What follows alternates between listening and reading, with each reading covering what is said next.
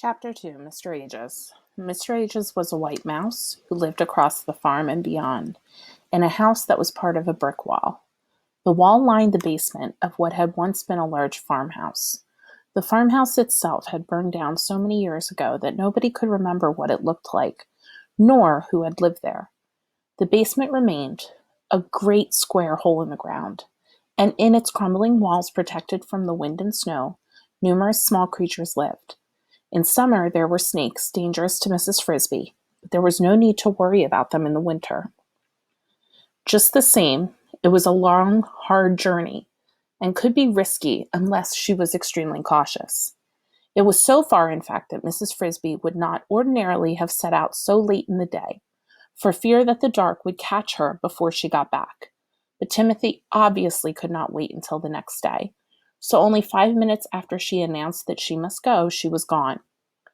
If she had been able to follow her nose, that is, to take the shortest route to where Mr. Aegis lived, her journey would have been easy enough. But since that would have led her close to the farmhouse and the barn, and since the cat stalked those grounds relentlessly, she had to plot a much more roundabout way, circling the whole wide farmyard and sticking to the fringe of the woods. She loped along briskly, moving in the easy horse-like canter mice use when they are trying to cover ground. Her progress was almost completely noiseless. She chose her path where the earth was bare and where the grass grew, and she avoided dead leaves which would rustle and crackle even under her small weight. Always she kept an eye out for hiding places, logs, roots, stones, and things to scurry under, if she should meet a larger animal who might be unfriendly. For though the cat was number one, there were other things in the woods that chased mice.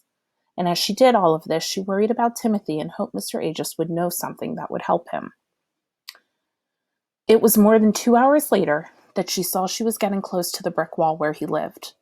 Though her husband had been a great friend of Mr. Aegis and had visited him often, Mrs. Frisbee herself had only been there once before, and that had been in summer. Still, she remembered the place clearly. It was an odd sort of clearing in the woods.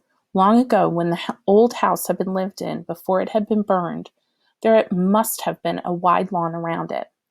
Over the years, this clearing had grown over with a strange mixture of high, rank grass, tall weeds, berries, and wildflowers. In the summer, it was a wild and beautiful place, bright with blooms and full of the smell of blackberry blossoms and purple clover. There were harsher plants as well, spiny thistles and poisonous nightshade, and bees droning everywhere. But in the winter it had been bleak and almost ghostly look, for the blossoms and the green leaves were gone, and only the dry skeletons of the weeds stood, hung with stalks and seeds and pods that rattled in the wind.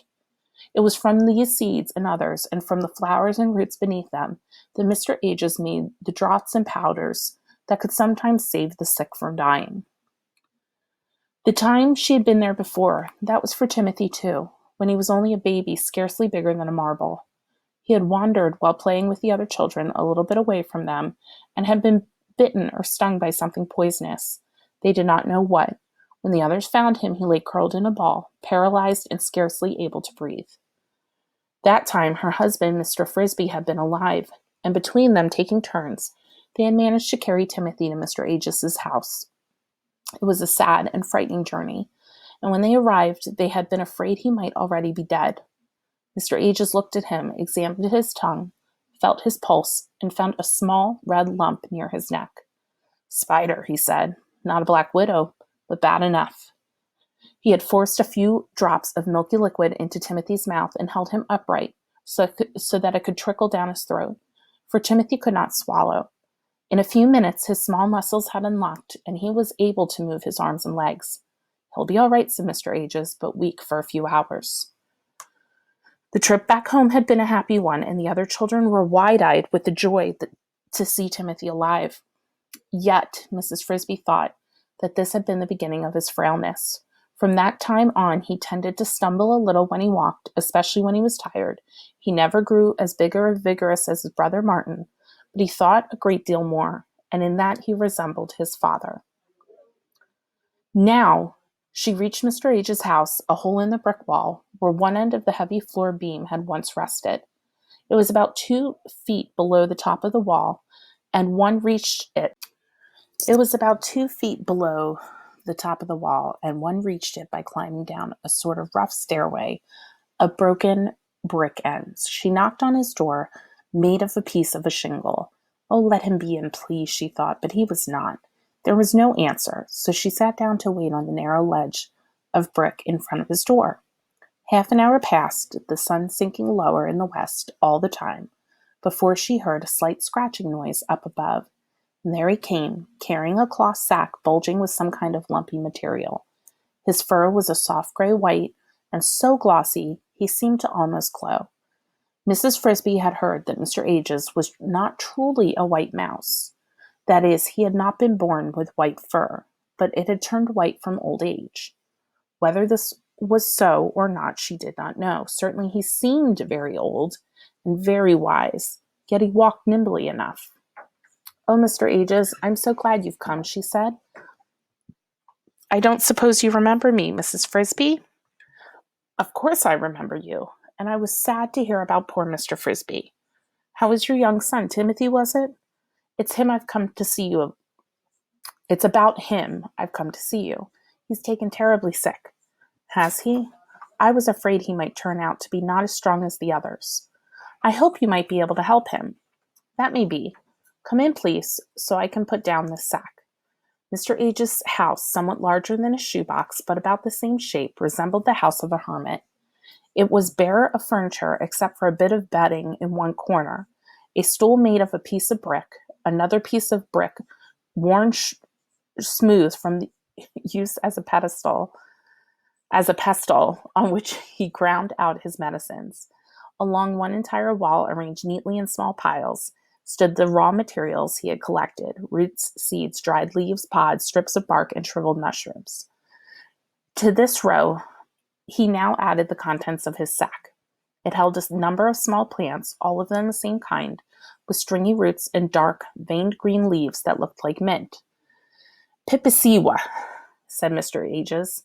"Botanically, Chima phylla umbellata. It stays green all winter, and it makes a very useful spring tonic. Most people only use the leaves, but I have found the roots even more effective." He arranged the plants in an orderly pile. "But that's not what you're here for. What's wrong with young Timothy?" "He has a very high fever. He's delirious. I don't know what to do." "How high?" "So high he feels burning hot to the touch, runs with perspiration, and yet he shivers with cold at the same time." "Keep him wrapped up in a blanket." "I do." "And his pulse?" "So fast that you cannot tell one heartbeat from the next." "His tongue?" "So coated it looks purple." "How does he breathe?" "He breathes very rapidly, and the air rasps in his chest. He said at first that he could not get his breath." "But he does not cough?" "No." "He has pneumonia," said Mr. Aegis. "I have some medicine that will help him, but the most important thing is to keep him warm, and he must stay in bed." He went back to the back of his house, and from the ledge, formed by a projecting brick, he took 3 packets of medicine, powders neatly wrapped in white paper. "Give him one of these tonight, mix it in water, and make him drink it. If he is still delirious, hold his nose and pour it down his throat. Give him the second one tomorrow morning and the third the next morning." Mrs. Frisbee took the packages. "Will he get better?" she asked, dreading to hear the answer. "He will get better this time. His fever will be less on the second day and gone the third, after he has taken all the medicine. That does not mean he will have recovered. His lungs will still be terribly weak and sensitive. If he gets the least bit cold or breathes cold air, even a breath or two, the pneumonia will surely come back worse than before. And the second time he may not recover. This will be true for at least 3 weeks, and more likely a month. And even after that, he should be careful, though we may hope by then the weather will be warmer." By now the sun was getting low in the west, settling into the high mountains beyond the woods. Mrs. Frisbee thanked Mr. Aegis and set out for home as quickly as she could go. "Oats," said Justin. He led her on, opened another door on another mountain. "Wheat," he said, "and others, barley, corn, soybeans. We've been building these stockpiles for a long time," he said, "all from Mr. Fitzgibbon's barn. We now have a 2-year supply for 108 rats, plus enough to plant for 2 crops in case the first one fails. In there," he gestured towards the last bin in the row, "we have boxes of seeds. seeds for tomatoes, beets, carrots, melons, and a lot more. All the time they stood there, a steady procession of rats continued. They entered the bins, took off their harness sacks, filled the sacks with grain, put them on again, and left through the tunnel out of the back door. They looked, Mrs. Frisbee thought, like very large ants endlessly toiling on an anthill. Justin must have had the same impression, he said. If the ants can do it, Nicodemus says, if the bees can do it, so can we. Do what? Why, live without stealing, of course. That's the whole idea. That's the plan.